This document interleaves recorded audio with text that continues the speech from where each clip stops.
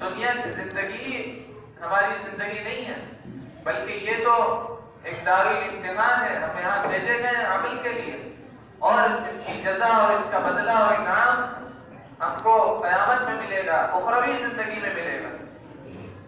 تو ہمارے پیش نظر یہ بات ہو کہ ہمارا کون سا عمل ایسا ہے جو ہم کو اس دنیا میں اس اخروی زندگی میں کام آنے والا ہے، اور کون سے ہمارے اعمال ایسے ہیں جو وہاں نقصان پہنچا سکتے ہیں، ہمارے کون سے اعمال ایسے ہیں جو جہنم میں جانے کا اور اللہ کی ناراضگی کا سبب بن سکتے ہیں۔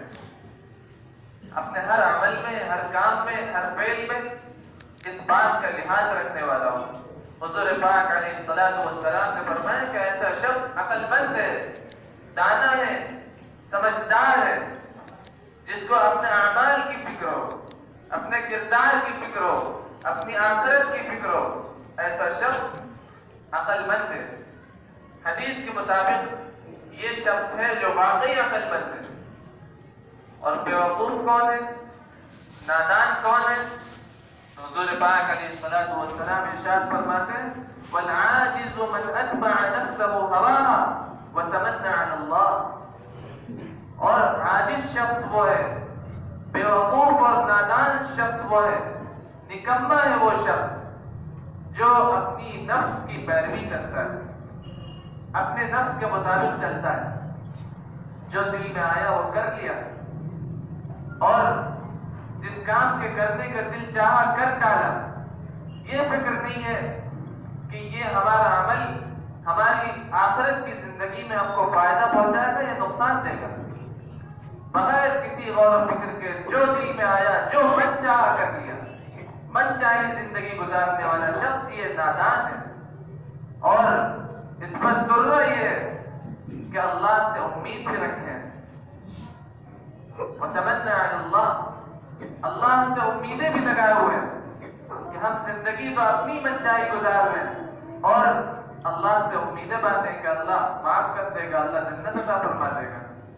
یہ شخص بیوقوف ہے، نادان، کہ اپنے اعمال کے بارے میں فکر نہیں ہے۔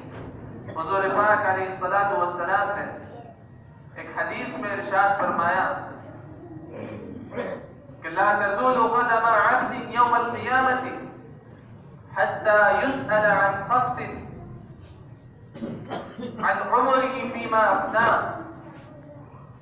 بندے کے قدم قیامت کے دن محشر کے میدان میں اپنی جگہ سے ہل نہیں سکیں گے، انسان اپنی جگہ سے ہٹ نہیں سکے گا اس وقت تک جب تک کہ اس سے 5 سوال نہ کر لیے جائیں۔ حضور پاک علیہ السلام نے آخرت کے جو 5 سوالات ہیں، امتحان کا جو پرچہ ہے وہ آؤٹ کر دیا ہے، پہلے ہی بتلا دیا ہے کہ آخرت میں کون سے سوالات ہونے والے ہیں، اس دنیا میں اس کی تیاری کر کے آنا۔ آپ نے فرمایا کہ 5 سوالات ہوں گے، اور جب تک یہ سوال ایک بندے مومن سے کر نہ لیے جائیں، اس سے پہلے وہ اپنی جگہ سے ہل نہیں سکتا، اس کے قدم آگے نہیں بڑھ سکتے۔ یہ 5 سوال بروز محشر پوچھے جائیں گے۔ اس میں سے پہلا سوال یہ ہے کہ عن عمره فيما افناه، اس کی عمر کے بارے میں سوال ہوگا، اس کی زندگی کے بارے میں سوال ہوگا کہ اللہ تبارک و تعالی نے اپنے کرم سے، اپنے فضل سے جو تم کو زندگی عطا فرمائی تھی، اس کو کہاں گوایا، کہاں خرچ کیا، اپنا وقت تم نے کہاں لگایا۔ یہ سوال قیامت کے دن ہوگا۔ انسان کو اللہ تبارک و تعالی نے جو زندگی عطا فرمائی ہے، اس کے بارے میں حساب لیا جائے گا۔ ہم اور آپ اپنے دل پر ہاتھ رکھ کر یہ سوچیں اور غور کریں کہ ہم اللہ کی عطا کرتا اس زندگی کا کس طرح سے استعمال کر رہے ہیں۔ ہم یہ سمجھتے ہیں کہ ہمارا وقت ہے، ہمارا پیسہ ہے، ہمارا مال ہے، اور ہماری زندگی ہم جیسے چاہیں، جس کام میں چاہیں، جس طرح سے چاہیں اس کو خرچ کریں، اس کو لگائیں۔ ایسا نہیں ہے۔ یہ ہماری زندگی، ہماری جان، ہمارا مال، ہمارے آل و اولاد یہ سب امانت ہیں. اللہ تبارک و تعالیٰ کے یہاں ان چیزوں کے بارے میں سوال کیا جائے گا. فرمایا عن عمری فیما افنا، زندگی کے بارے میں، عمر کے بارے میں سوال ہوگا.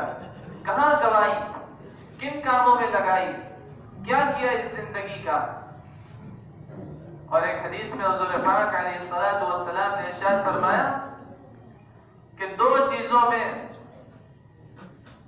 انسان دھوکے میں پڑا ہوا ہے، دو چیزوں میں انسان دھوکے کا شکار ہے.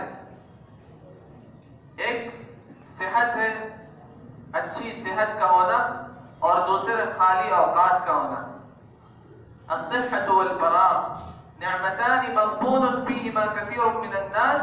الصحة والفراغ، دو نعمتیں ایسی ہیں کہ اللہ کی بڑی نعمت ہے، اللہ تبارک و تعالیٰ کی نعمتوں میں سے بڑی نعمت ہے، لیکن انسان ان نعمتوں کے بارے میں دھوکے میں مبتلا رہتا ہے. اکثر لوگوں میں سے اکثر ایسے ہیں جو ان دو نعمتوں کے بارے میں دھوکے میں مبتلا ہے.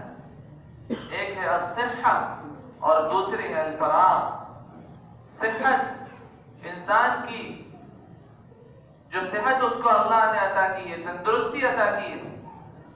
جوانی کے عالم میں انسان یہ سمجھتا ہے کہ ہم بڑے طاقتور ہیں، بڑے قوت والے ہیں، اور ہم جو چاہیں کر سکتے ہیں، اپنی مرضی کی زندگی گزار سکتے ہیں. اور جو امنگوں کا دور ہے، انسان اپنے خواہشات میں پڑا رہتا ہے. حضور پاک علیہ الصلوۃ والسلام نے فرمایا دھوکے میں پڑا ہوا ہے.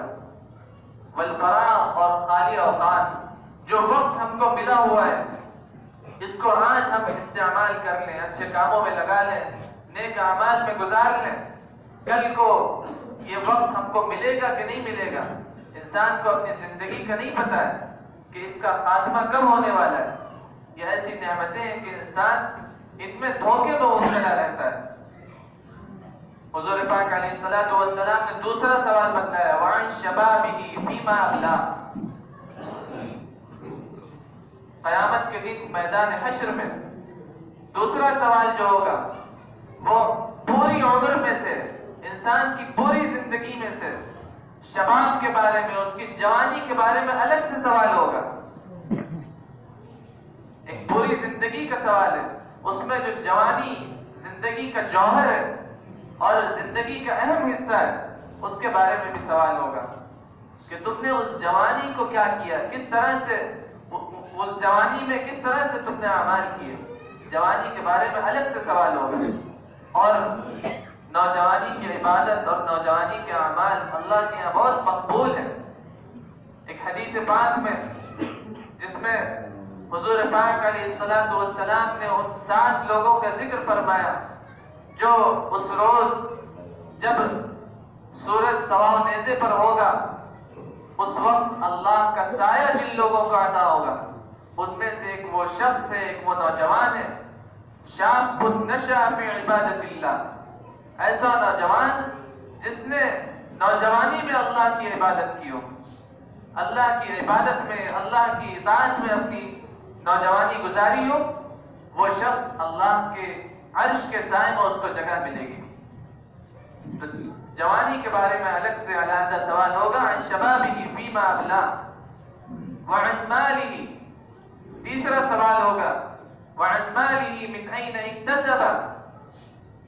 مال کے بارے میں سوال ہوگا کہ کہاں سے کمایا، کس ذریعے سے مال حاصل کیا، کن راستوں سے تم نے مال کمایا، وہ حلال راستے تھے کہ نہیں تھے.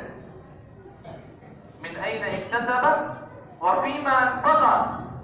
اور پھر اس مال کو جب کما لیا تو اس کو خرچ کہاں کیا، کن کاموں میں لگایا.